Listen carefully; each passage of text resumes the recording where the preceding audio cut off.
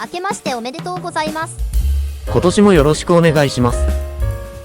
紅白なますって余りがちなんだよね。だって飽きたし、酸っぱいし。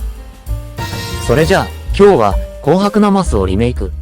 焼き豚、ごま油を入れて中華風に変身だ。かまぼこ、カニカマ、ハムでも OK。冷蔵庫の掃除にもなるわね。旨味のあるタンパク質やオイルを加えることでコクとまろやかさをアップ。酸味が苦手な人も食べやすくなります。材料：紅白なます 130g、 焼き豚 50g、 豆苗適量、ごま油小さじ2、胡椒、すりごま。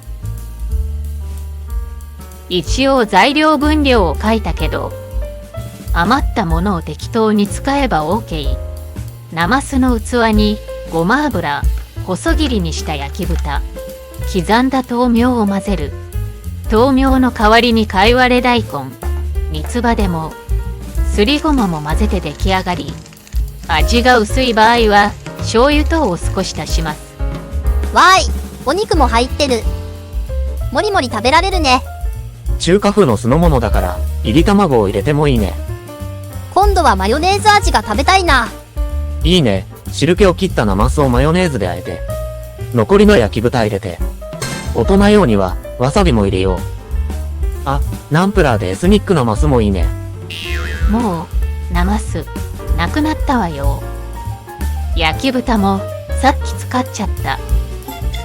またなます作ってよ。毎日食べたい。残り物お寿司。残った焼き豚で作ったのはちらし寿司。残った煮しめを刻んで酢飯に混ぜてお寿司にしたのよ。フードプロセッサーで刻むとあっという間に細かくなるから、細かくなりすぎないようにね。これ全部お寿司に入れると多そうね。残りは何に使おうかな。